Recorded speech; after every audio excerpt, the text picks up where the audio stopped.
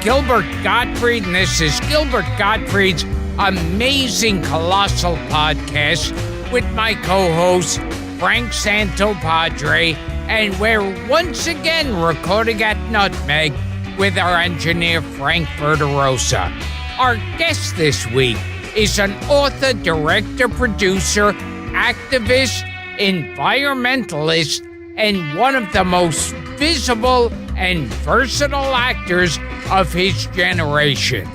You've seen him in dozens of popular movies, including The In-Laws, Cat People, Eating Raoul, This Is Spinal Tap, Transylvania 6-5000, The Accidental Tourist, She-Devil, Best in Show, A Mighty Wind, Pineapple Express, and the recent Ghostbusters, just to name a few.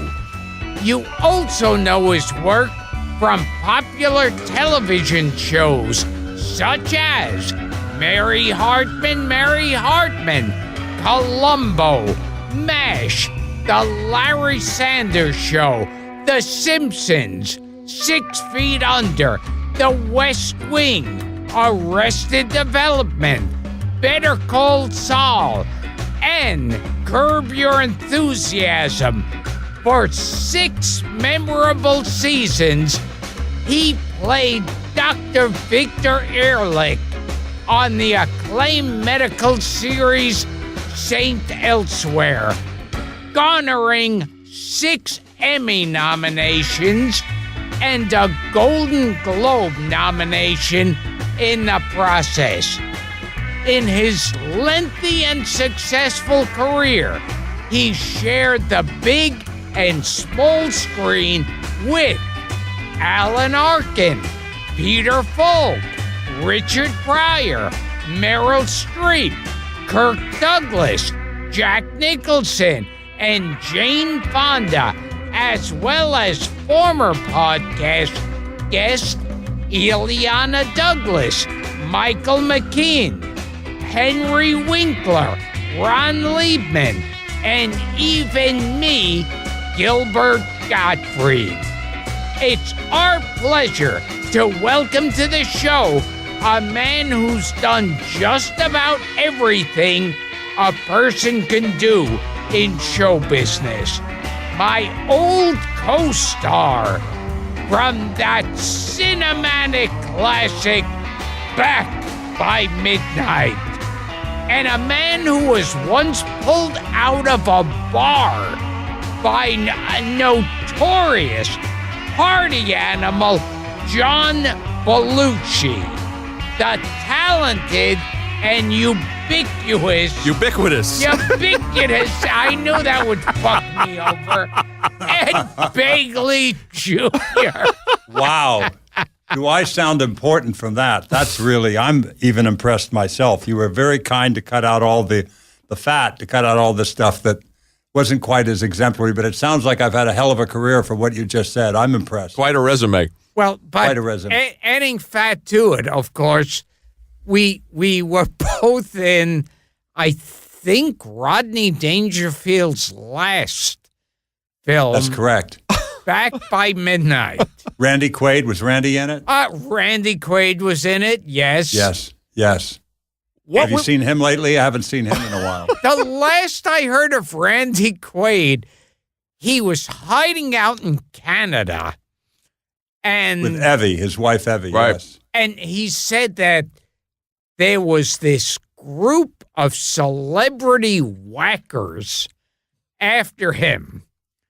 And I'd like to get in touch with those celebrity whackers because they sound like a good time. I've got a list too.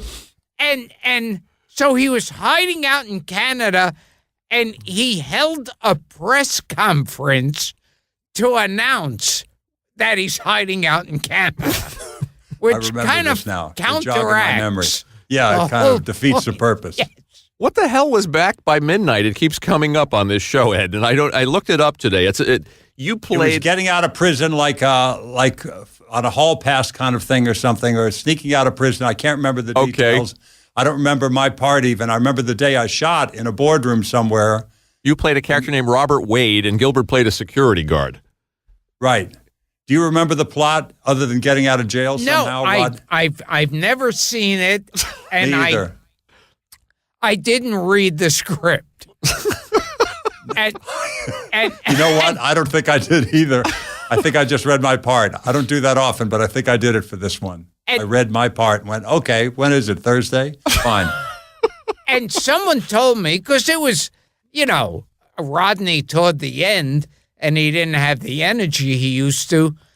They said for the most part, he was like a bit part in the movie he's allegedly starring in. Right. Like the other people were taking up the slack, and he just popped in and out at times. He called me after that, and he wanted a favor. Hey, I got to talk to you. Oh, my God. Your dad, Odds Against Tomorrow. What a movie. Odds Against Tomorrow. Robert Ryan. Oh, Harry Belafonte. I got to play that part your dad played. He was great in the part, but I want to play it. We're going to do a remake. So I said, that's a great idea. I encourage you to do it, Rodney. You need to get a hold of Harry Belafonte. See who has I said, well, I know who has the rights. It's Harry Belafonte. It was a Harbell production. So contact Harry. You got to get a hold of him for me. So I called up Harry Belafonte to see if he would release the rights to Rodney. You can imagine his response. I can imagine. He's a very nice man, though, Harry Belafonte. He was very nice to me, as he was on the set. I visited on the set. Very nice man. He was very kind and nice, but it was a no. I try to wrap my mind around Rodney remaking Odds Against Tomorrow. Right, which is a great noir movie, by the way. Yes, it Robert is. Wise. Your dad's brilliant. great in that. Robert Wise. And so you visited him on the set of the original. Well, there was only the original. Yeah, I visited him there in Hudson, New York, where they filmed it. Had a great time. Met Robert Ryan, Harry Belafonte, and my dad. To be on the set with him was always a treat. Whenever he brought me, I was very excited to be there. And this was great. Stayed in some wonderful little hotel that had a bunch of art on the walls about Rip Van Winkle. It was one of those kind of Hudson River places. It was very exciting for a kid. Then we went to the premiere there, too. A car picked us up in Merrick, Long Island, and drove us all the way to Hudson, New York, a long trip, you can imagine. And we went to the premiere. And very exciting for a young boy. I think it was 10 or 11. Jesus. And now, Robert Ryan, he would always play like mean characters. Yes. And quite often, bigoted, racist, and anti-Semitic characters. But he wasn't like that. He was not. To my knowledge, he was a very nice guy, and my dad loved to torture him. He called him up one time that I remember. I was in the room. He called him up and did some crazy voice. Hello, is this Mr. Robert Ryan? Yes, this is he. My dad had his number, obviously. I'm here. This is the mayor of Hudson, New York, Phil Cutworth. And I remember meeting you there in Hudson when we did Odds Against Tomorrow. And I'm in the neighborhood. I'd like to come by and see you and say hello. Well, I don't know that now is a good. Well, I'm right nearby. I'm actually next door. I'm gonna come by and say hi. And poor Bob Bryan is dying and trying to convince the supposed mayor of Hudson, New York, not to come by.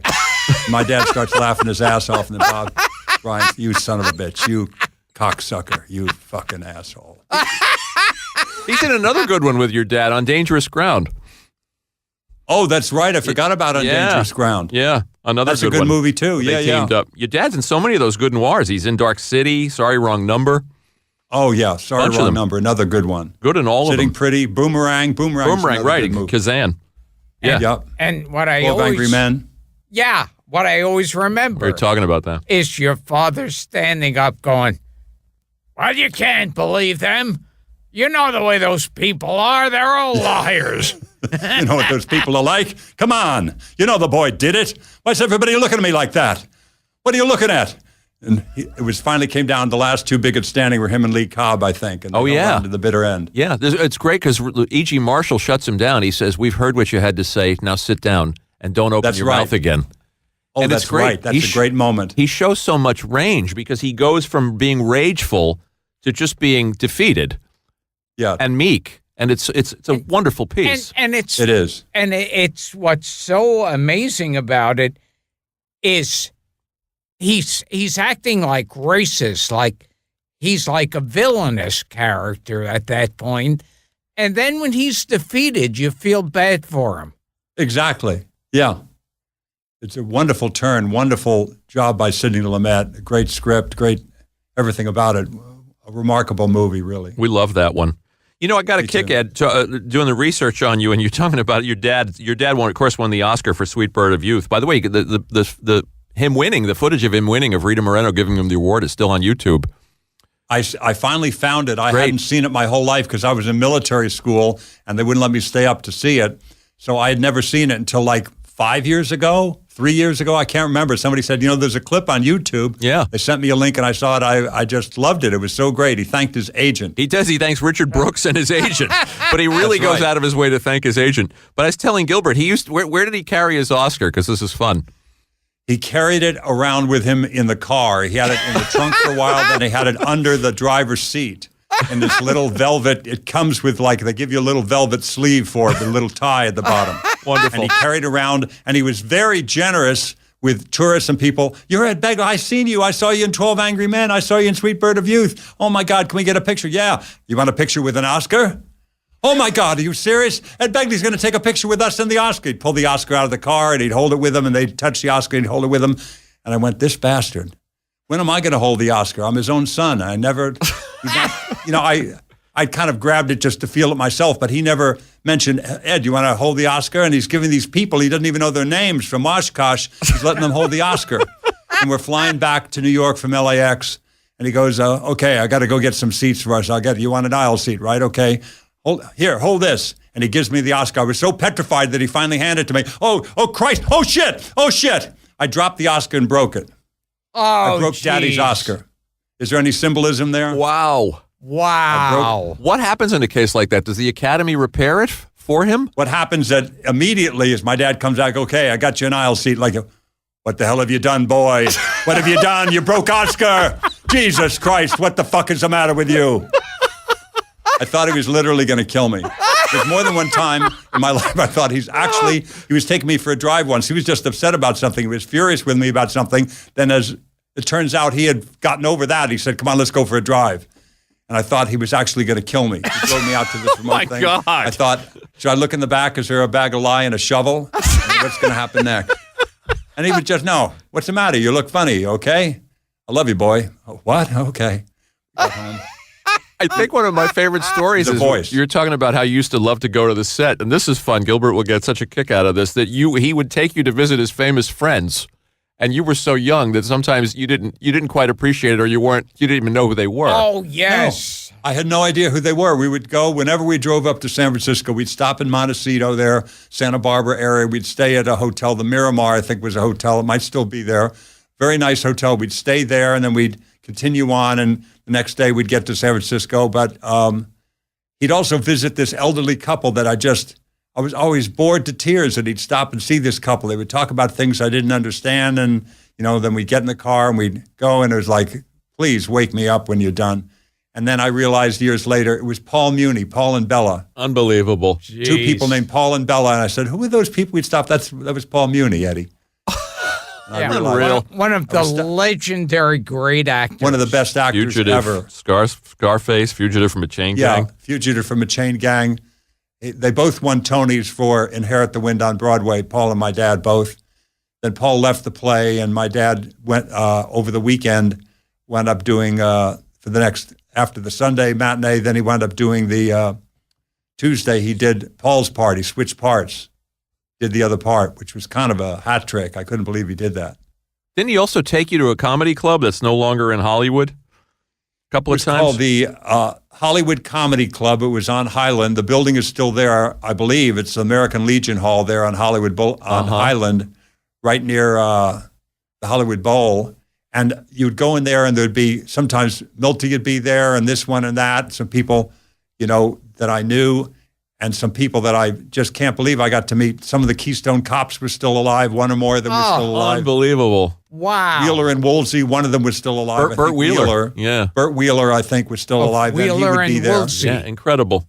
Incredible comics from vaudeville days, great comics, silent film, classic comics, the Keystone Cops, and I got to meet them. So I'm very lucky young man. Now, were Wheeler and Woolsey the ones where one of them drew the glasses on his face? I believe so. Yeah. That sounds right. Yeah, Woolsey I think died in that's the correct. 40s. Very good. Wow. Yeah. That's very good. This is the kind of stuff we talk about on this show, Ed. Good. It's good stuff. These are our obsessions. And you said you were in military school and you actually liked it. I loved it. I don't know if the intention was to punish me. It was definitely to park me somewhere because he got married. He was married to this woman he met briefly, and he needed to park his two kids somewhere. So my sister went to one a school out in Long Island, and I went to school up in Niagara Falls, and it was a Catholic military boarding school, the Triple Crown of Repression. So I thought, this is going to be terrible. Triple Crown of Repression. But it was fantastic. It was these nuns, different than the nuns kindergarten through 7th grade out in Long Island. They were like batting kids around every day, just literally blood, bloody lip, bloody knuckles, bloody nose, regularly. And I went there, and these nuns, Franciscan nuns, didn't hit anybody. And they had a science class, unheard of at the other school. They didn't want to teach science because it didn't really fit with the Catholic doctrine. Science didn't fit in too well. But this other thing, this great school called Stella Niagara, they had a science class, and the nuns were very nice. And you're a kid. I was 12 years old, marching around in a uniform with a wooden gun. I was in heaven. Wow. I loved it. If it was punishment, it didn't work. I really liked it. And we also acted, Uh-oh. if you could call it acting, in a cereal commercial together. Yes, we did. Quaker Natural? Something. Oh, no, there was a... Something yeah, it was, nut. Yeah. I think it was a Quaker Natural commercial. I think that's correct. Did this get on the air, this commercial? Yeah. I must find it. Yeah, and I'm pretty sure it did. And I remember, to show your professionalism, you didn't eat lunch on the set, so you'd be able to actually eat the cereal. Wow, what a memory you have. I think that's correct. That's ringing a distant bell. Yes, and now I ate lunch, of course, because it was free. and I'm as far from professional as you could be. And Not true. what I went in for instead was they have the spit bucket. Because if you've got to eat food, you're usually eating the food like 1,000 times a day Right. under hot lights. So I'd eat it, smile, and they'd yell, cut, and I'd spit into the bucket. That's what most sane people, I can't believe I kept eating of it. But Ed, I've you're been on such a sets pro. where I've been there with models that, don't want to have too much food anyway, and they would have a 3-finger salad after, having too much of this stuff, and they'd be, Oh, yeah. okay, I'm fine. Let's do another time.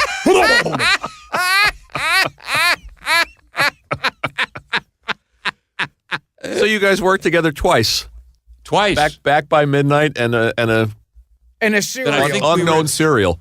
I think we did one or more of those George Slaughter American Comedy Awards. You were at that more than once, I think. Yes. Oh, yes. Yes, I was at a few of those. Yeah, one of those was infamous. You remember the wasn't time, were you there? Oh, sorry, go ahead. it? No, go ahead, Ed.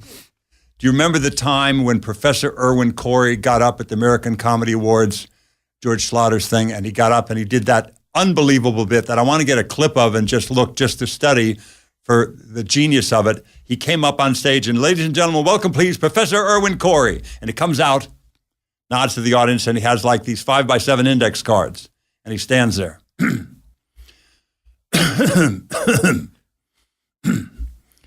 He shuffles the cards around. He shuffles them again. He does this for 3 of the most brilliant minutes, and it's a podcast, so I can't do any justice to what he did physically. But he then goes on for 3 minutes, at which point, after a minute or less, you're pounding the table. Whatever he's doing, you're laughing so hard. He's saying nothing. He's clearing his throat at the 3-minute mark. 3 minutes of that, of saying nothing other than clearing his throat and other sounds. He then goes, furthermore. He was brilliant. Just brilliance. Just brilliant.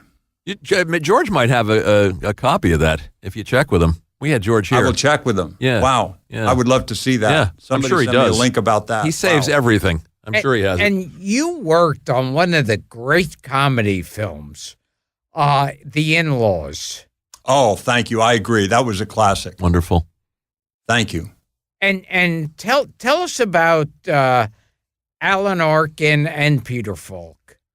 Let me say, first of all, Paul Reiser's a friend, and he had an occasion to do the Malibu Film Society thing where normally you come and you do a movie that you're in. And he certainly could have done the movie he was in with Peter Falk. He did a movie with him that was good, and he was very good in it. Peter was, as always, great. He chose to show instead a movie he was not in, Paul Reiser did, called The In-Laws. And I hadn't seen it since maybe I saw it a second time in the 80s. It came out in 79. Mm-hmm. We did it in 78. Came out in 79. And I loved it then, of course, in 79. I saw it again maybe in the 80s. Loved it still. And this was a year ago or so, and it held up so well. I couldn't believe it. And as to these two guys, to Peter and Alan, I still talk to Alan from time to time. I talk to Peter throughout his life. He was born on September 16th, as I was, and a few years apart, of course, but we would have our birthday together regularly with Shara, with his wife Shara, and my wife and Ingrid, and then later my second wife, Rochelle. We would get together and have times with him. I just feel blessed to have known him and to still know Alan Arkin, two of the nicest, funniest guys. And you look at that movie, The In-Laws, and just take one scene, that scene we're in that diner, that New York diner. Wonderful. It's one of the best scenes. Why? They play it like it's Strindberg. They do not play it like it's a comedy. They play it like the two wonderful actors that they are, and it's hysterically brilliant because it's real. You know, it's just there's a reality to that movie with all the absurdity that's going on. They keep it 100%, Uta Hagen real, or whatever way you want to look at it. It's shocking how well it held up. You committed a federal crime. Of course it's federal. The Treasury Department is on the case. So what happens if you get caught? We won't get caught, not if the piece Stop the we! If you get caught, is the agency going to come forward and say it's okay, he works for us? No. No.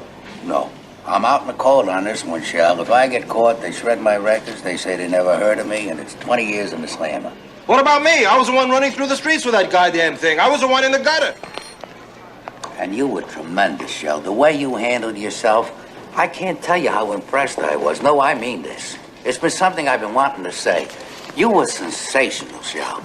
And it's an act of friendship that I will remember for as long as I live, which could be about an hour. So what do I got, an hour and a half?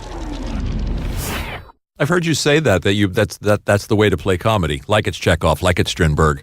I think so. And you look at the people that you really, and again, there's stuff that happens that's absurd. Harold Lloyd is hanging from the hands of a clock, but he makes it real, and Buster Keaton made it real, and these great actors, they make it real, and there's a time to spike out from that carpet of reality you lay down, like even in The In-Laws, serpentine, Shelley, serpentine. And they're running in zigzag angles, and that's wonderful. But that level of reality, you take the great comic actors also like Dabney Coleman, always plays it totally 100% real, and it's brilliantly funny. Buffalo Bill was brilliant because he never played it for laughs, and they didn't write it for laughs. They wrote it for reality, and it's one of the great, in my opinion, comic half hours in history, Buffalo Bill. He's a genius. And I think George Burns said on Burns and Allen, he liked hiring actors because the actors believe it. Yes. That's interesting. And that's always compelling to watch, and it's really a great rule to abide by. A funny thing happened, though, when we saw The In-Laws, because it's a re-release now on DVD. I only had it on VHS when I saw it again in the 80s. I had a tape copy, and it looked, rather poor quality, of course, but it looked like it did the original film version. But then I saw the DVD re-release, and the movie was very good, but my hair was blonde in the movie, which it shouldn't have been. My hair was actually red in the movie, but somebody turned a dial somewhere when they did they went, "This is not Ed Begley's hair color." And they turned it to blonde. You gave us a little glimpse of your Falk impression, Ed, so we have to put you on the spot because it's just that good. Could I ask you something? That guy, the guy that was in the movie with me that played Barry Lutz, What the fuck is his name? The big albino guy. What the fuck is his name? Ed Begley. That's right. Ed Begley Jr. What a pain in the ass he was. What a 5-star pain in the fucking ass. Perfect. Thank you. Now, Peter Falk, and it's sadly the time period we're living in, like the public got to witness him after he was suffering Alzheimer's. Like it made it all over the internet. I didn't see any of that. I didn't know till this moment that footage was out there, and that's unfortunate. But where was he in this footage? Where did they capture him? He was out in the street, I think in L.A. And yes, he was looking for his car. I've heard about this now that you mention it. Yeah, and he looked really like out of shape, and his clothes were rumpled up, and he's yelling at people to get away from him. And it was, it's a horrible thing because that's the time period we live in. I know. It's a shame that that's out there, but it is. But fortunately, it's so greatly outweighed by the incredible things like Price of Tomatoes and In-Laws and all those Columbos. the great Race, the Blake Edwards picture that he's just everything wonderful. That he did. This Murder guy, Incorporated, Robin and the Seven Hoods. Yeah, even that little pit in It's a Mad, Mad, Mad, Mad World. He manages. Exactly. He makes it his own. He makes it his own. Just a few minutes of screen time, and he jumps off the screen. And Dabney and I were very good friends with Peter, and we went to visit him after we had heard of his condition. But he went in, and he didn't seem to know us at all. And after Shara was there for a while, his wife Shara, after a few minutes, it seemed to me that he didn't know it was her. And we were watching, we're just talking to him and, just trying to engage with him and what have you. And then we kind of, gave up after a while. We talked amongst ourselves. And then we talked to Shara and talked to his caregiver. It was very nice. And then he looked over and went, "Oh, yeah. Oh, yes, yes, yes." He would point to Dabney and me, and he knew us. And it was such a gift. That's great. Great. So good that we had come. That's great. Was that set crazy, Ed, with Dick Libertini doing the Senor Wences thing and Arkin and Falk? I mean, was it another great actor, Richard Libertini? Love him. Dick, we're so sorry talented. we didn't get him on this show, yeah. I know. Everything that he did, the one with Peter Falk and with Lily, that wonderful, what was the one where? All of Me. They trade spirits or something. Yeah, the Carl Reiner movie, All of Me. Yeah, very fun. Very good. All of Me. Very, very good. He was so wonderful in that. Everything that Dick did was wonderful, and he brought so much to this character. And he played it big but real. Again, it was very large what Dick did in that movie, but I found it to be totally believable because he came from that place of he was an actor, he was a comic actor, but he just always impressed me. We were very good friends, Dick and I, and I'm just proud to know him. Was Arkin improvising a lot? I've heard you say it was a little bit like jazz, like what he would do. There was a wonderful script there, this brilliant script by Andrew Bergman, of course. Yeah. And, they did the original takes with that, but I seem to remember there was some times when they would, certainly in front of the firing squad, there was some scripted stuff that was great, but Alan and Peter added some stuff when they were there in front of the firing squad, and Alan is, weeping and kind of with the blindfold on. It's just so goddamn funny. He's talking about how few women he's had in his life. Exactly. He's regretting that he didn't get laid more. And I heard that it was Arkin who came up with the idea, just that he was watching Peter Falk on a talk show, and he called up his agent or manager and said, "I want to work with Peter Falk on a movie." And he goes, "Well, what kind of movie would you like it to be?" And I go, "Well, it's me and Peter Falk, and Falk annoys me." And that's what they had to write a script on. It was a great idea. Alan's a very smart man. Yeah. What two great guys to work with, and so early in your career. I'm so lucky. I'm so blessed to have worked with them and to still be in touch with Alan. He just sent me an email the other day, and we talk on the phone occasionally. I'm very good friends with his brilliant son, Adam Arkin. Oh, yes. Son Adam is a great actor. Fan of his, and now too. a great director, too. And tell Arkin to do this podcast right away. Oh, we're dying to I get will. him. Yeah, We're dying he's to the get best him. of the best. Your pal William Daniels has also been elusive. Two people we want to get on this show.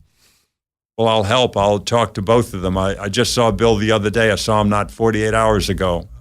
Bill and Bonnie are great friends. We love, Gilbert and I, we talk about The Graduate, The Parallax View, even Captain Nice, Yes. Nice, he was great. Buck Henry. Look, it's the man who flies Two for the around road. like an eagle. Look, it's the man who hates. Oh, that's illegal. Who is this man with arms built just like hammers? It's just some nut who flies around in pajamas. That's no nut, son. That's Captain Nice. How the hell did you just do that, Gilbert? I'm now more impressed than ever with your career. That's incredible. That's really very impressive, young man. He sang it for Buck Henry, who was also impressed. I just saw Buck the other night, too. Buck's a dear friend. Another genius. So great. What a comic. Ed, you have giant. any memories of being in Buddy Buddy with Billy Wilder's last movie? I do. I can't believe that I got to work with a great Billy Wilder. I just played a cop. I had like a line or two. Very simple scene. We shot it in Riverside, California. No, it was Santa Ana now that I think about it. It doesn't matter. Please tell me the difference between Riverside and Santa Ana. None that I can In remember. either city, you'd say. Are you sure we're there? But the Inland Empire. But it was so much fun to be on that set. I didn't have any scenes with Walter Matthau or Jack Lemmon, but I'd met them both and just loved them both. IAL Diamond was on the set as well. Izzy in the Diamond. Director's chair. And advising Billy about this line or that, kind of working things out. And it was just, pinch me kind of moment. It was fairly early in my career. It was 1980, I believe. And that we shot it. I can't remember when it came out, maybe 81. 81, yeah. And working on a set with Billy Wilder and to be there in the same movie. And Paula Prentice, who I see all the time, was in it as well. Yes. Paula was in it. We had Richard Benjamin here. Yeah, Richard's a dear friend of mine. I see Paula and Richard often. And Dana Elcar was in it, I think. Sure, Dana Elcar. You know him, Gilbert. From, I think he was the on MacGyver. Oh, okay. Dana Elcar. He did a million things. Million things. Yeah. And this surprised me. You used to be in a comedy team with Michael Richards. This is correct. We went to college together, and everybody at Valley College in the San Fernando Valley was trying to do and failing to do a Michael Richards impression. He was just so incredibly funny, and somehow he took to me, and we had a comedy act. We went to the Troubadour and did a Monday night hoot night thing, and then Doug Weston wanted to manage us, and we started to have some momentum. We went to the Ice House and played the Ice House. We went to the Comedy Store the week they opened. It was still Sammy Shore that was running at that point. It was not yet Mitzi's property. Well, it was community property. It was always her property and his, but he was running it, Sammy was, and Rudy DeLuca was there. The very funny Rudy DeLuca was there, too, was part of that. And we went on stage, me and Michael, in Greek male dancers' outfits with little, like, balls hanging from these skirts, little, like, I don't know where we got those. I do remember now where we got the costumes from the costume department of Valley College. We borrowed them, went on stage with roller skates and these Greek dancers' outfits. We had no routine at this point. We'd just get up there and wing it. I mean, the balls. But Michael was so funny. There was a huge problem with the act. Huge problem. The problem was Michael was so goddamn funny, I'd regularly have to turn up stage and kind of rock and not let the audience see and come back. What do you mean by that, sir? I challenge you. I shall not abide by this. And come back and try to participate in the scene, whatever Michael was coming up with. But he was so brilliant back then. It was every bit as brilliant as Kramer and, Marblehead Manor and all the other many things that he'd done. Fridays. He was brilliant back in the 60s, 1968 when I met him, and is still brilliant to this day. What did you guys call yourselves? Vladimir and Estragon. We were college students, so of course. To us, yeah, of course. And you said your father really didn't push you in to show business or open any doors for you. And you're correct, that's right. Gilbert, and it's one of the best gifts he gave me to not help me, because I had the entirely wrong attitude growing up. I literally didn't understand why he wouldn't just get me an episode at the minimum, or even better yet, a series. Get me a Gunsmoke. Yeah. Get me a Perry Mason, a regular job. Lassie, I would be very good as Lassie. Johnny Provost, wonderful kid, but I think it should be me. And I had no training. Imagine the son of a plumber going, that looks easy what you do. You kind of fit the pipes together, right? I'm ready. I'll ride in the truck today and do, you guys stay in the truck. I'll just do it. I'll do some plumbing. Had no idea. And I went out on interviews starting at age 10, got nothing ever because I didn't know what I was doing. Then finally took some classes. What a concept. Studied a bit and got a job like right away on My Three Sons. But I still was resentful because I had that wake me when I'm famous attitude that some people have. I didn't want to put in the work, and I wasn't getting enough work as an actor, so I became a camera assistant because I just wanted to make money, obviously, and I wanted to work in the business. So I was an assistant for a while, and then Jim Brooks from Room 222 at that point, he was the head writer, and Gene Reynolds gave me a job on Room 222. I did one, then I did another and another, and that built a little momentum, and I started to work as an actor back around 1970, and sadly didn't really start to work until my dad passed away. He didn't get to see me work much as an actor. That's too bad. I've heard you say, it's just kind of sweet, Ed. I've heard you say he helped you in ways that you didn't realize. Exactly. He would have me run lines with him, which was a favor to him. I was helping him too. I'm running lines. But during the course of that, this one, look at the stage direction, Eddie. This guy, he's very still, and it says, scared, just it'll help me if you played a little more scared, and he was giving me an acting lesson without calling it that. And it was so wonderful that he did that. I love my old man, and I miss him still. I love going through these old credits. Adam 12, Room 222, The Immortal with Christopher George. Oh, yes. One of those fugitive knockoffs. Wow. That's right. The FBI, Maude, Nanny and the Professor, Mannix, Ironside. Charlie's Angels. On roller skates. I skated my way through that one. Okay, explain that plot to me. Roller disco was popular. This is 1979, okay? It's a big time for roller disco. So I'm at a roller disco place. I was at Flippers, or I was at that place we used to skate with Helena. This woman, Helena, had a club called Helena's in the 80s, an actress, Helena Callignotes, and she and I actually together had this Monday night skating thing at the Sherman Square roller rink. And I think they might have even come there, these producers of Charlie's Angels, to find people who skated. And they heard there was actors there, and I skated pretty good at that point. I still skate a little bit, but I skated okay. They went, and they had seen me in a few things. They said, would you be interested in doing a Charlie's Angels? I went, absolutely. So I went and skated on Charlie's Angels. It was, if you've seen the episode, you got to see a few scenes of it. Just look at the clips at some point. It's really beyond ridiculous. It's one of the flimsiest plots I've ever seen. We got to write an episode about roller skating. So we'll have a girl get kidnapped at the roller rink. They're in a competition. She and her boyfriend, played by me, and she'll be kidnapped. And what's that about? People were clearly very high writing these scripts. There's so much fun stuff here, Ed, at this particular point of your career. Do you remember being an Evil Roy Slade? Vividly. Gary Marshall, Jerry Belson script? Correct. It was such a funny script by Gary and Jerry. Such funny people. Oh, everyone's in it.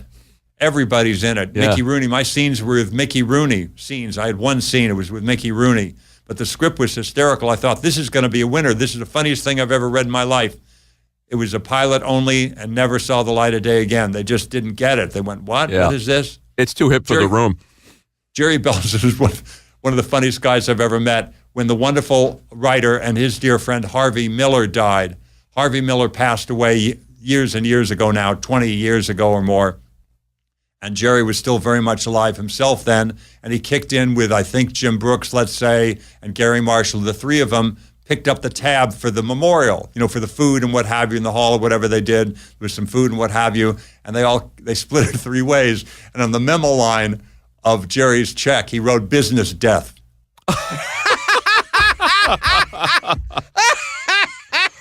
I love Jerry Belson's movie, The End, the Burt Reynolds picture. Oh, right. Yeah. everything Jerry did was great. Like Gary, another funny guy, two very, very funny. And Jerry Paris, guys. who directed Evil Roy Slade. That's right. That's right. Yeah. And you knew Don Rickles. I was so proud to know Don Rickles. I got to think how I met him now.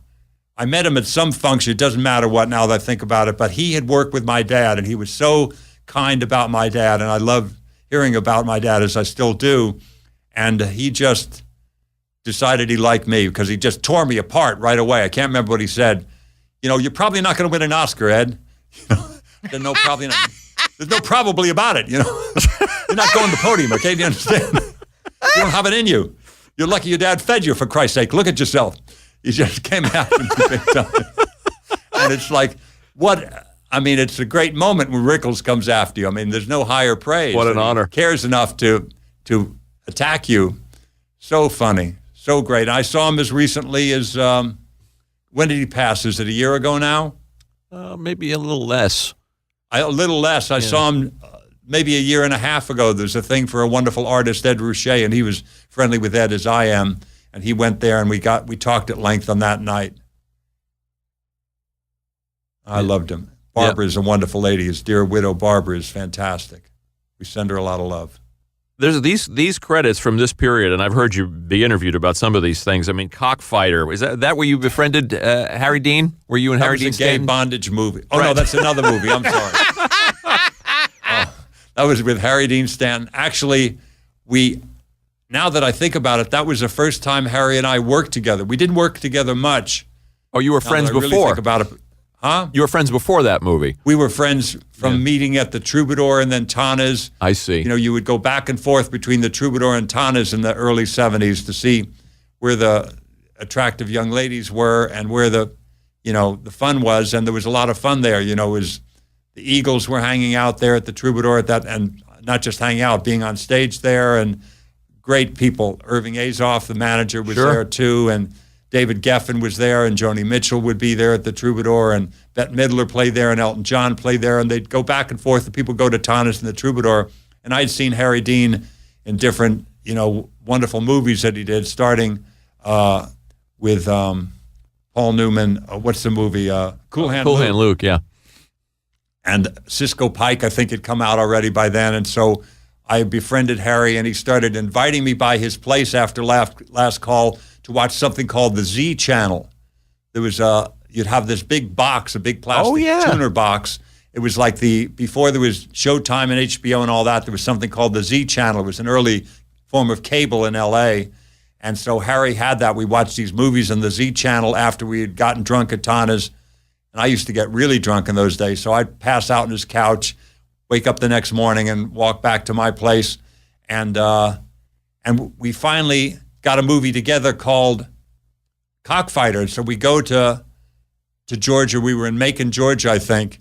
And right away I walked into the lobby of the hotel and Harry was there. I said, "Thank God there's another homosexual on this movie. I feel comfortable now."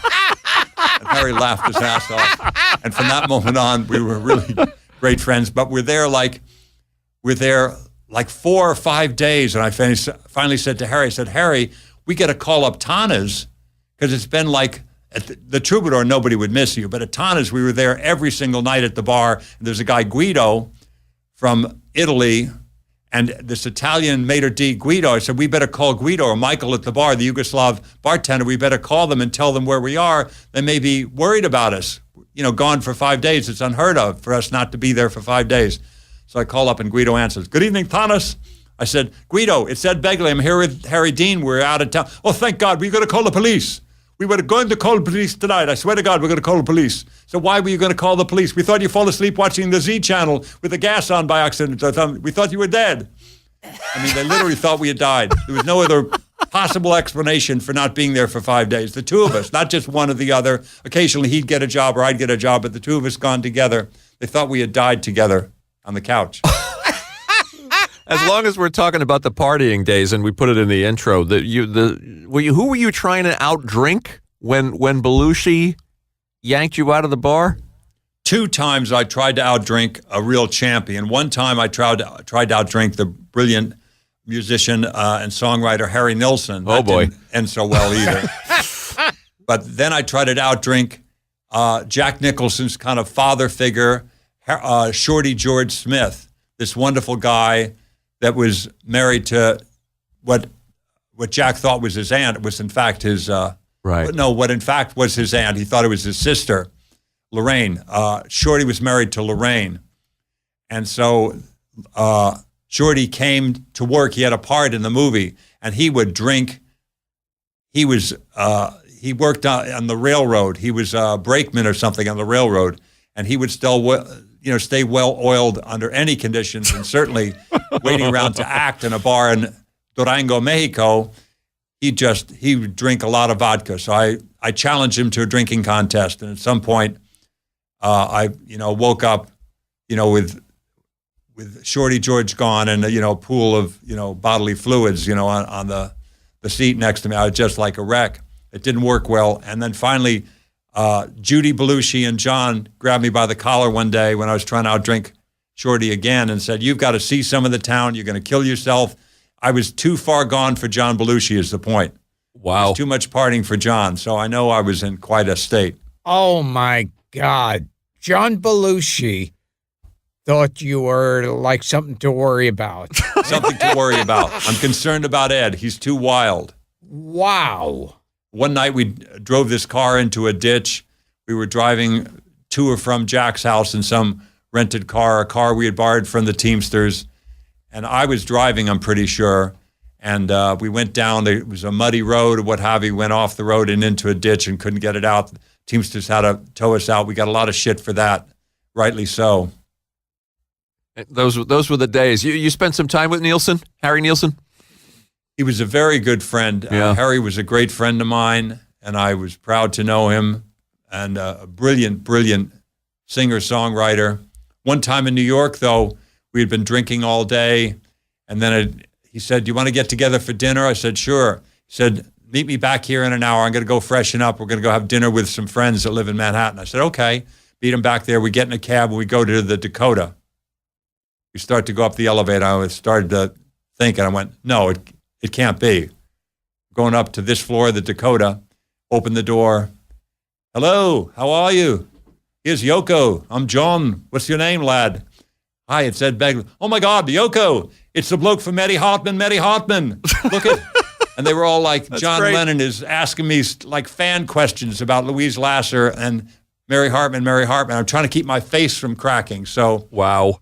that's the kind of pal that Harry Nilsson was. He introduced me to Ringo and to John and so many people. He was a great friend, and what a talent. What a huge talent. People should know about his music and about his wonderful should. singing voice. Whenever the Beatles were asked, who's your favorite artist, they all said Harry Nilsson. Harry Nilsson, yeah. Yeah. And they all loved him personally because he was one of those guys, some people when they get drunk, they get nasty, or they get whatever they get. The drunker he got, the nicer he got. He was the sweetest guy that ever lived. And I remember Harry Nilsson had that cartoon, The Point. The Point, yeah.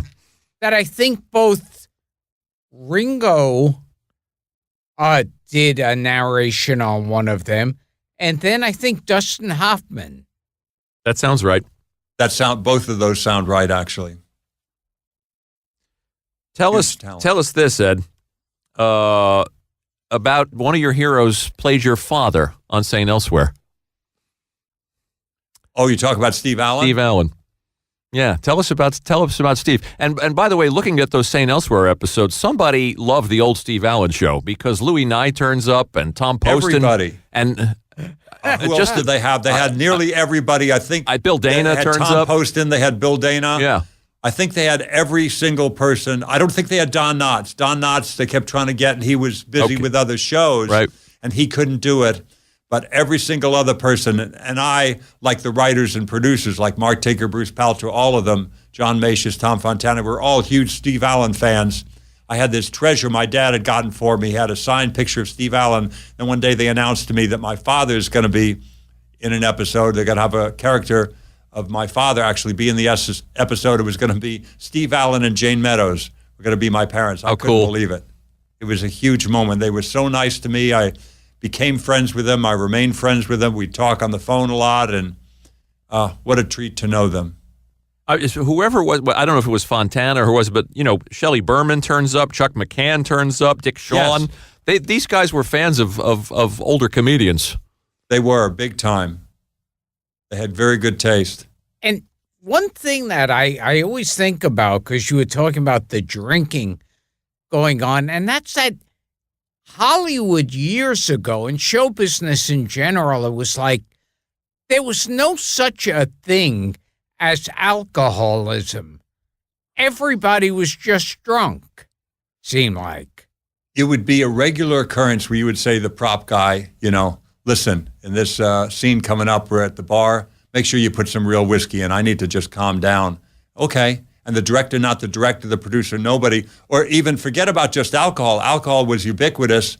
People would regularly drink in a scene or had nothing. There wasn't a bar scene at all. They'd just be nipping, before the take. And people would regularly do coke on the set. I mean, it wasn't like, the way it started to be in the 80s. If you're wired, you're fired. Just say no to drugs. That started in the 80s. Before that, it was like, if you don't do blow with the director, what's the matter? Are you a narc? We got a narc here on the set.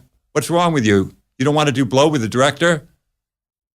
People would worry about you if you wouldn't do drugs with somebody. You never offered drugs on a movie set, Gilbert? In all your travels? No, and it's like... Interesting. I heard, I was on Hollywood Squares for a while, but I remember they said with the original Hollywood Squares, like so many of those game shows, they would have someone with a cart wheeling around like alcoholic beverages. Yes.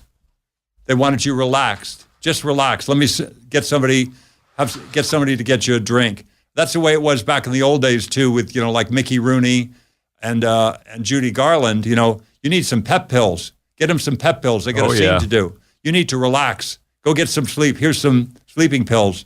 They both got addicted to medications because the studio would give them medications to get through another day. They do whatever it took to get the shot, to get the day, to make their schedule. And they were little kids. They were kids at the time. That they were giving speed to and sleeping pills. Oh, yeah. It was very common. I remember working with Forrest Tucker on this pilot. We did a pilot together. And Forrest Tucker had a cane. I got to have my cane in the scene, but we don't really need, the character shouldn't, no, I need to have my cane. Okay, so the character's got a cane, like a walking stick. Not really a cane, a walking stick. And he had it with him all the time.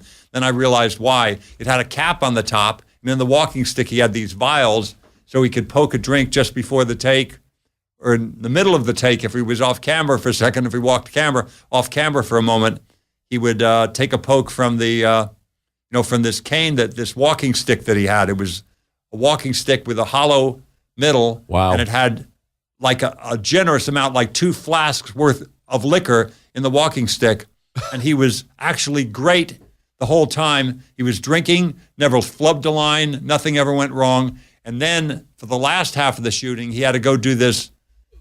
He claimed this was a reason. I don't know if it was true. He said, I've got to do an Iditarod race in Alaska. You're kidding. You're going to do an Yeah, and you can't be drunk for that. You got to be sober to do something like that with the dogs and the ice and the snow. So he got sober for the last few days of the shoot, and he was a wreck, as you can imagine. Wow. Because he had been drunk for the past 30 years. And now he's got 3 days of not drinking. Poor Forrest was not in good shape. Old Hollywood. Gilbert, you're very well behaved. Ed brings up Forrest Tucker yes, and a walking stick. And you, yes. You didn't say anything. Okay, Forrest Tucker is also famous sure Ed knows. among the classic, Milton Berle's The King. Oh, I know where you're headed with this. Okay, go ahead. I think it has to do with being well endowed, correct? Yes. Well, Tucker was legendary. Yeah, he was, apparently. And they said one time on the golf course, he got down on his knees and hit the golf ball with a stick. It was a gimme putt, right? I hadn't heard that.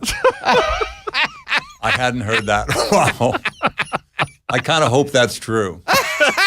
Richard Kind told us that story. We're gonna assume it's true just because we want to. What about this, Ed? What about this is an odd. Forgive me for bringing this up. Early in your career, in 1978, you have any recollections of making a movie called Record City? Vividly. The cast, because the great cast. Tell me the cast. I remember it pretty well myself. well, But you tell me Frank. what you For got. starters, you got Frank Gorshin playing a rabbi. Right. You could end there. Oh my Exactly. God. Jack Carter, Kinky Friedman, Harold Sakata, who was Odd Job Oh. Yes. in Goldfinger, Gallagher, one of your favorites, Sorrel Book, Oh yes. Ruth Buzzy, Yes, Sorrel Book. Dean Martin's uncle Leonard Barr, and last but not least, our friend Larry Storch. Oh, Larry Storch. What a cast. We shot it in Eagle Rock, California, and I found a bar nearby since I was still drinking at that time. So I was able to make it through the day there because of a bar nearby at Eagle Rock. But we shot it at an abandoned record store, maybe I can't remember what happened. It was some storefront there on Colorado Boulevard. And we shot there for a while, and it was shot on videotape and not like 3-inch, good quality tape like they shot at that time. In the old days, they would shoot, the Hollywood Squares or what have you on big 3-inch tape. It was shot on like 3/4-inch tape. So the quality of it was not good. This is a motion picture they're going to release in the theaters. It was not supposed to be for... And they actually premiered it in some theaters, and people were like asking for the money back, going, "Why? I can watch TV at home." Back then, it wasn't HD. Obviously, it had 525 lines. It just looked like some bad old footage, and footage that was shot like a few months before, and it looked like hell. So it didn't. It came and went very quickly. But what a cast! Any memory of any of those characters, of Jack Carter or Gorshin or Leonard Barr? I remember being on the set with them. I remember, being well-oiled and trying to get through my lines and not get fired. Yeah. But I remember one day I had forgotten that it was videotape and that there was a booth and people were watching in the booth. I was in front of the cameras or getting the final setup and tweaking a light or the focus or something. I started talking some fake Swedish voice. I went, "Hunde hunder levenda funder," and the Record City piece of fuming dog shit. That hand the funder, Jim Aubrey, total moron. And get me the fuck out of here. And doing a mixture of, fake Swedish, and then finally I feel behind me some hands move a little bit to the left, Ed, and somebody was angrily moving me around. It was Jim Aubrey, the guy who was producing and directing it, who was watching in the booth. I forgot that there was a booth because it was electronic. I went, I'm clear to make some disparaging remarks in front of the crew because everybody else, felt that way. He was a guy that was an executive at CBS, and he had decided he was going to make a movie, and this was a less than stellar production, to say the least. And everybody thought it was going to be a complete joke, and I guess it was. But I didn't know that he was watching from a remote. That's how well-oiled I was. I forgot what format I was. That's hilarious. Jim Aubrey, I think, was the legendary guy who was in bed with a mob. Do you know that story? I didn't know that part. I know he was a guy that when it was changing from the golden age of television, to something else, he was a guy that approved all those shows like Green Acres, right, and Beverly Hillbillies. He was the head Baileys of Balboa. Baileys of Balboa with Paul Ford. That's right. Oh, my God. Who remembers that show? I'm more than a little impressed, Frank. Well, he was... it's the kind of stuff we talk about on this show, so don't be. Wow. But Cliff Nestoroff came and told us a story about Jim Aubrey, which I will go back and double-check. And I'll send you to you. It's interesting, but I think it's a mob story. Might be. You look back on your career, I mean, obviously the giants you've worked with, we read on the list, but that you got to work with these fun oddballs, these oddball characters. Like you did. This is a question that we actually got from one of our listeners, Big Daddy. He says, "This is one of the things I wanted to ask Ed. He worked on those Dexter Riley Disney movies with Kurt Russell, but he got to work with iconic character actors like Joe Flynn, Pat Harrington, Jim Backus, and Fritz Feld." Wow. All true. What great actors. And I was, like you guys are, a huge fan of each and every one of them. So to work with them and get to know Joe Flynn. Joe Flynn was fantastic, of course, McHale's Navy and a million other things. He was just great. To be on the set with him was extraordinary. I just loved him. And I still see Kurt on occasion. I know Kurt and Goldie a bit, so I get to see them. You were in all of those. You were in the computer wore tennis shoes and Yep. Nanny and the oh wait, no, it was called Charlie and the Angel. Charlie and the Angel with Fred McMurray. And Yep. you here's another story that's popped up maybe once or twice on the podcast. You worked with Cesar Romero. Oh, he's in the computer wore tennis shoes. He's in the computer wore tennis shoes. That's correct. Right. Now, do you know anything about Cesar Romero? He was a gay gentleman, I believe. Yes. As was Joe Flynn. And according to legend, Cesar Romero I'm gonna study Ed's face as you tell him this. Yep. would gather up a bunch of boy toys and they'd surround him, and some people claim he'd be standing ankle deep in warm water when he did this. I don't know. But he would be, at least from the waist down, naked. He'd pull down his pants and underwear. And the boys in the crowd would throw orange wedges at his ass. And this is what Cesar Romero was turned on by. It sounds too far out. Sounds like way too much work for Caesar. Or as my dad called him, Butch Romero. Butch. You're working with Butch Romero, huh? Yep. Butch? Who's Caesar Romero? No, yeah, Butch Romero. You're working with him. Good luck.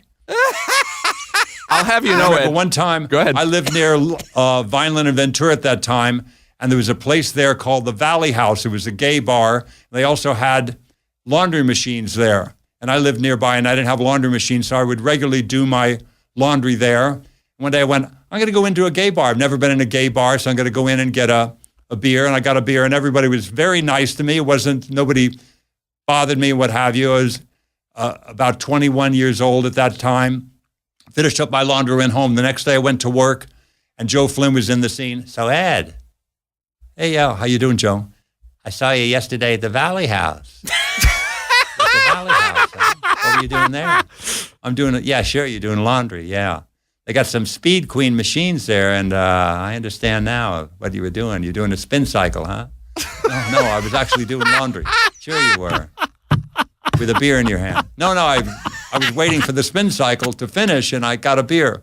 I was trying to talk my way through to explain my whereabouts to Joe. It was very Now, funny. there's a pro, a man who can take your Cesar Romero story, pivot on a dime, and turn it into a just as good Joe Flynn story. But I don't mean to not finish up with Cesar Romero.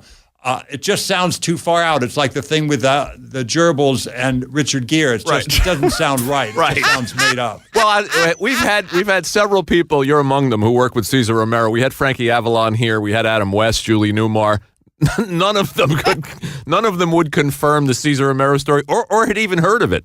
The only argument I've gotten on the Cesar Romero from other people was that some people believe it wasn't orange wedges, it was tangerine wedges. That's as far afield as he'll go. But just keep in mind, there's crazy things that happen that might be true, but also there are people out there, and that's what I think happened with the Richard Gere fabrication. I believe it to be untrue myself. I have no verification that it's true or untrue, but I believe it to be untrue. It's like taggers. You get to tag your specific thing. Whoever started the, I believe, fictional account about Richard Gere, they know that they did it, and they went, this is a story that's worldwide. I did that. I started that. It's like a graffiti artist. Yeah. And I think that might be true with the oranges and Cesar Romero too, but I have no way to confirm or deny it. But you may be the one that started it, Gilbert. I swear to everyone out there, it is true. Okay. And I can't deny it, so. And with old rumors, and certainly the Richard Gere one is like that, everybody has a best friend or a cousin who works in the emergency ward. Oh, yeah. But none of them have names. Nobody's like, my name is such and such, and I can now come. Nobody even with a muffled, distorted camera and backlit. I was actually in the hospital there. I was the one that had to help her. There's nobody that's come forth on some video anywhere in the world actually was there. But they all know someone They personal. know somebody who exactly. It's always the a couple. ambulance driver, the Exactly. doctor, the cop, but I knew the fruit vendor. Get out of here. The greengrocer? Yes, who lived across the street from Cesar Romero. From Butch. I knew the president of Tropicana. He'll go on like this for hours, Ed, if you don't stop him. Might have been sun-kissed, though. Here's one of your Sun don't kissed. Here's one of your favorite, one of our favorite Ed Begley credits that Gilbert and I were talking about before you came over. Son of the Invisible Man from Amazon Women on the Moon. Oh, thank Which you. with you and Carl Gottlieb directing you. So funny. I just Well- watched it again last night. You're very kind, but that is a funny segment, and it holds up. Just me taking my clothes off always provokes hilarity. So Well, it's also so faithful looking to James Whale's Invisible Man. They went to great lengths. That's the part that really got me in that it looks like one of those old movies. It looks exactly like it. yeah, they did a good job.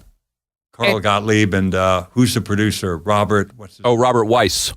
Very, very good. Robert K. Yes. Weiss. Yeah. And in it, you're the Invisible Man, Such a funny premise. and you're going, here, let me take my pants off.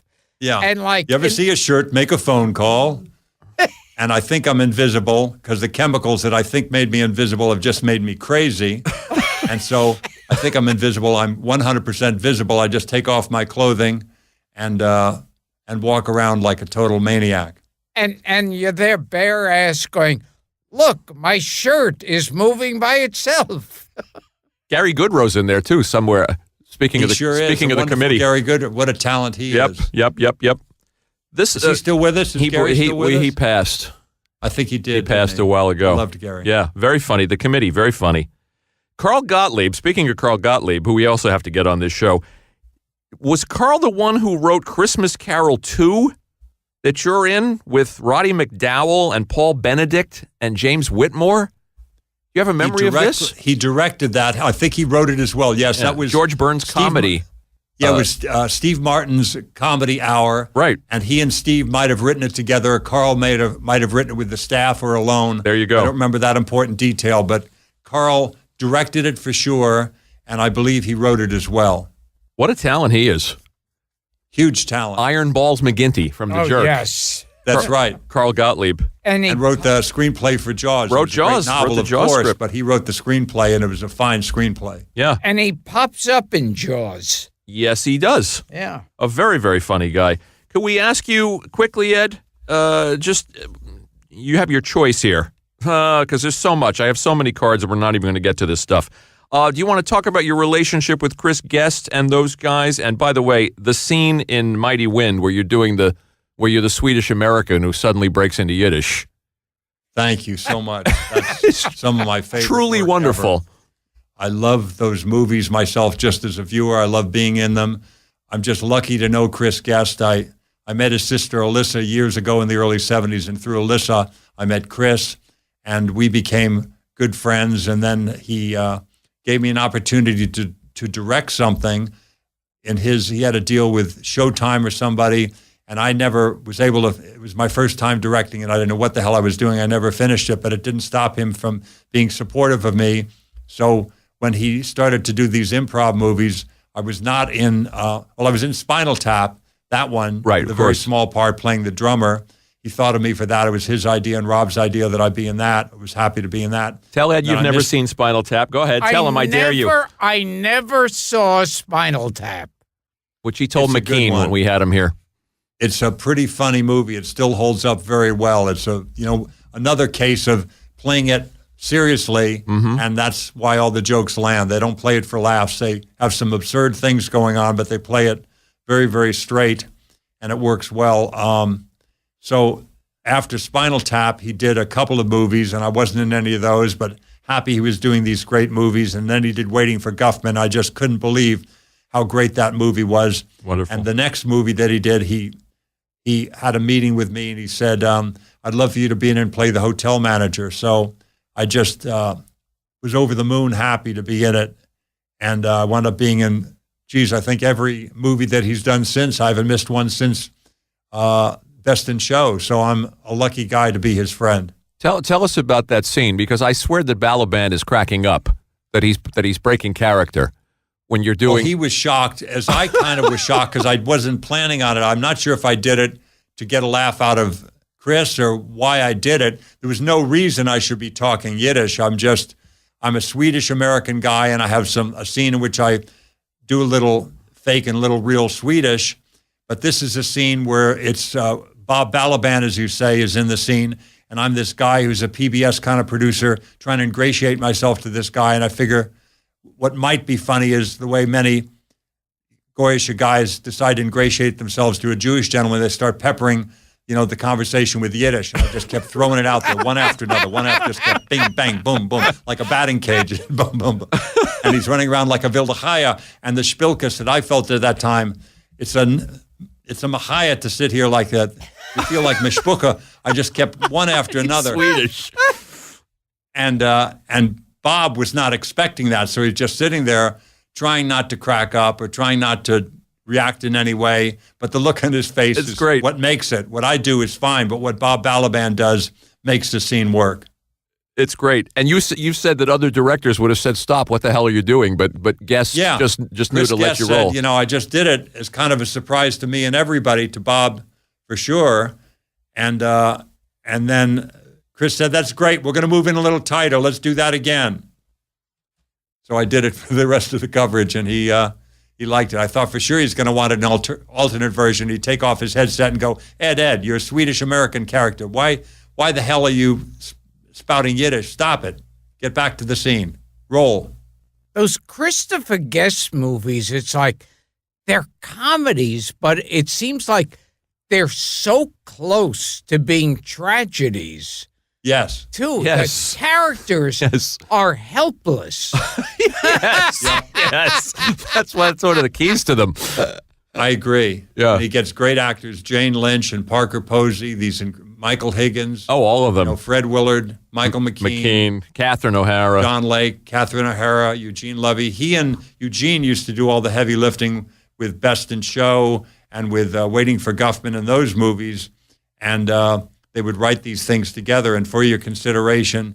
And now it's Jim Pittick and Chris. But they do all the work. And then we all come in, me and Jane Lynch and Parker Posey, and everybody comes in, and we just get to have a party because they've done all the work writing the outline. And then we just come in and decide we're going to be, speaking Yiddish or whatever we think is going to be funny or Chris will like. And but they do all the work. It's really a treat. Speaking of, this is just one more question, too, from one of our listeners, and I want to get this in. This is from Don Motley. He said, Ed, your Dutch accent in Shelley Duvall's Fairy Tale Theater, where you played Rip Van Winkle's neighbor, was excellent. How did you learn that? What a kind thing to say. Wow, I totally forgot I even did that. I didn't know that many people had seen that.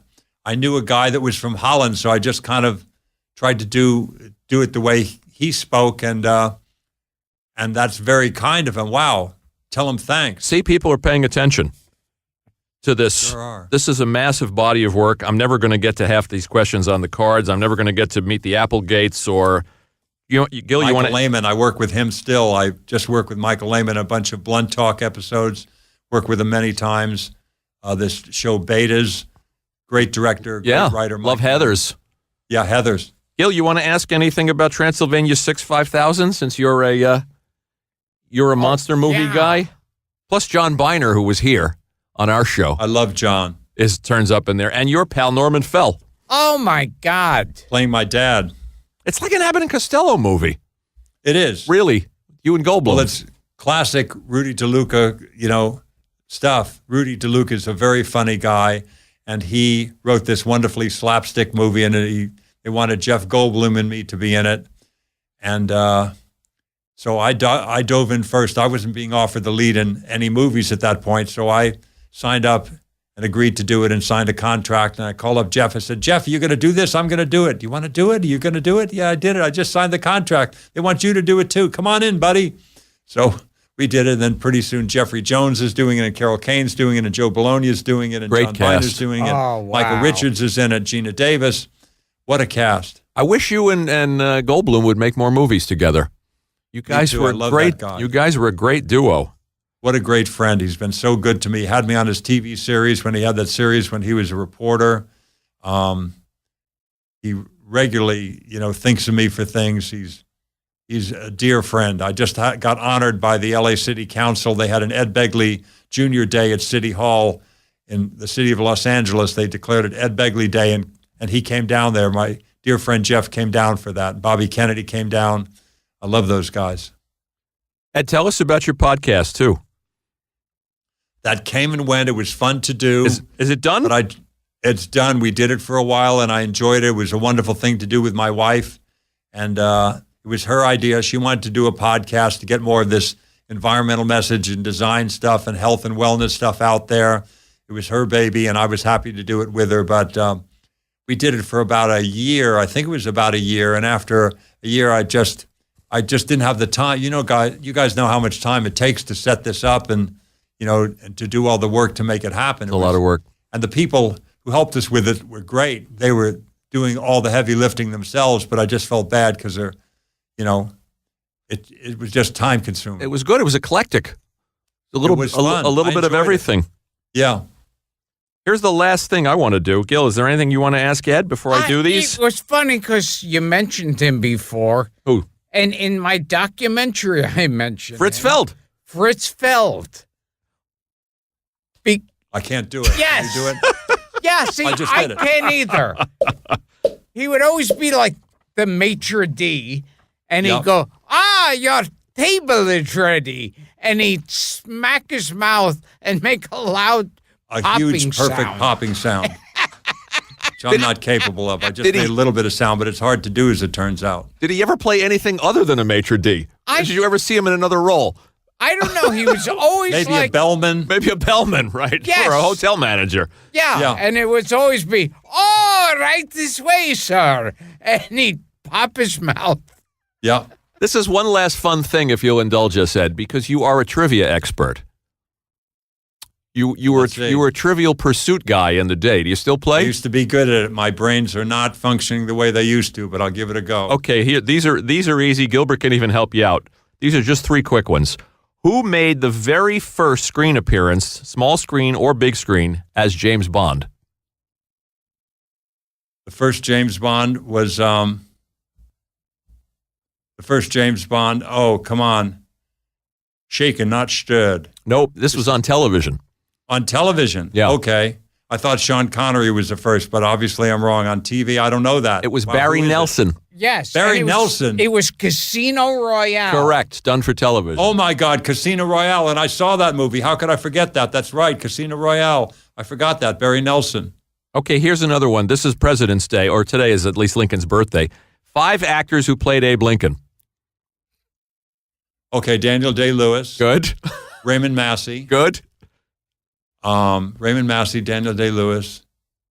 Oh, man. I'm running out of steam quick. Henry Fonda. Henry Fonda. Henry Fonda, very good. David Selby. Yes. Walter David Houston. Walter Houston. Walter Houston did that. I didn't know that. John Carradine. Yes. Sam John Waterston. Carradine. Sam Waterston. Sam's a wonderful actor. And the man sitting next to me played Abe Lincoln. I didn't know that. What did you play I Abe in? played Abe Lincoln twice. The first time on The View, I came out as Abraham Lincoln. That's right. Yeah. And then I did the big movie version as Abraham Lincoln in Seth MacFarlane's A Million Ways to Die in the West. That question was asked in your honor, Gilbert. Yes, I was Abraham Lincoln in that. I got to see that. I love Seth MacFarlane. Oh, yeah. I love you, Gilbert. Oh, thank you. Ed, this is a lot of fun. You have Likewise. anything you want to plug? You're going to do another season of Future Man for Hulu. Maybe we don't know what's going to happen with any of the characters, so I can't talk about it. But Okay. I hope we see me back there again. And I'm also doing a show called Compliance with Courtney Vance and Mary Louise Parker. Okay. And I just did some Portlandia that just came out. And I did, Curb Your Enthusiasm was just on. What else? I've been crazy busy, which I like. I like busy. You were in, speaking of Larry David, you were in a rare Larry David authored SNL sketch. That's right. It was a very funny sketch. It was as funny as any Curb or any Seinfeld scene. It was brilliantly funny in the Larry David style, making a big thing out of something very small. Something very small escalates and becomes huge. And it was very, very funny scene with an architect and this design for a building in Manhattan. It was great. One of the few sketches he got on the air. Yeah. That's right. You guys missed each other because you hosted in '84 and Gilbert was a cast member in '80 or '81. Right, that's right. Yeah. You didn't miss anything with my season. Oh, you're the best. I wish I had worked with you as well. Well, Gil, Well, I'm almost. That's all I've got. well. Unless you want to ask about Bob Crane. Oh, my God. Oh, my God. To think we were going to end the show without asking you. You worked with Bob Crane. And he's in the On Superdad. And he's in the Bob Crane, Paul Schrader movie. Right. Autofocus. Oh, yeah. You played the Autofocus. reporter. The reporter in autofocus for Paul Schrader, who's given me more work than any other Yeah, director. you're in Blue Maybe Chris Collar, has given Cat me more. People. Now, did you know anything about what Crane was doing? Nothing. We worked with him in, I think it was 72. Me and Bruno Kirby and Kurt Russell and a bunch of other people worked with him in 72. Had no idea. Never heard any rumors, nothing. It was Bob Crane from Hogan's Heroes, and how great to work with him. We didn't have many scenes with him, to be honest. We had scenes away from him for the most part, but he was nice as can be, and didn't hear any of that stuff till after he passed. I know his son a little bit, and I started to hear some stuff about the fact that he might have been killed and hadn't just, I mean, clearly he was killed. He didn't hit himself over the head, but there was all kinds of theories about who did it, and I didn't know any of that. I didn't know any of that dark stuff at all. It's just one of the interesting things about a long career is that you've been around so long, if you'll allow me to say, that you wind up appearing in a movie about a guy that you worked with 30 years earlier. I know. It's a Crazy. strange journey. Yeah, to still be doing it after half a century. I can't believe how lucky I am. This is 50 years now I've been working as an actor, and I just feel blessed as I did the first job I got. Well, we Wow. want to thank, that's nice to hear, and we want to thank Mark Malkoff. You did a great show with him, and that's love Mark. where we got the idea to grab you and get you here, and we're glad we did. Thank you guys. And the most important moment for me is when you said to me off the air that while working on the movie with Cesar Romero, you walked into his dressing room and there were a bunch of homosexuals throwing orange wedges at Cesar Romero's head. Wait a minute, I didn't say, oh my God, now what? Or you Say you're said putting it words was in my your mouth, but I cousin. know you're going to take that and run with it. We live in fear of being sued by the Romero estate, Ed. I understand. Well, the Romero estate, the Danny Thomas estate. Right, Forrest Tucker. Ed, this was a real treat for us. Likewise, Frank. Thank you. Likewise, Gilbert. So good to see you both. Thank you so much for having me on. Thanks for Oh, doing it. thank you. Our listeners will love this one. This has been Gilbert Gottfried's amazing Colossal podcast with my co-host Frank Santopadre and the very entertaining and talented and, of course, most importantly, my co-star in Back by Midnight. That's right. One of my finest jobs. Yes. Thank you, Ed. Thank you, Ed, very much. Thank you both.